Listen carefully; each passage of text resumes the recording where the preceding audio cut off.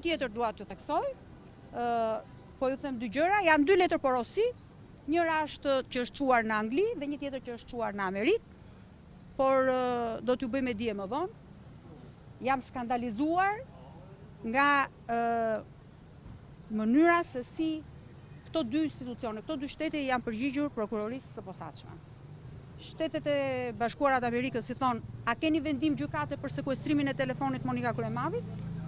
Dhe Spaku ka gënjyer dhe thotë që po, kemi një vendim gjykate, ku ju çon vendimin e gjykatës për sekuestrimin e telefonit të mamas time, pa e cilësuar dhe pa çuar vendimin e gjykatës. E para. E dyta, i thotë që mamaja Monika Kryemadhit ka të ardhura vetëm si pensioniste.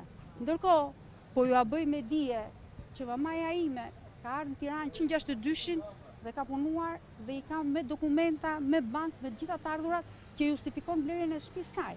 Pavarësisht se sa nuk duan ta pranojnë dhe nuk e quajnë, por ne duke dalë në televizor dhe do t'i shikojmë edhe transfertat bankare, do të shikojmë edhe kontratat notariale e shumë gjëra të tjera.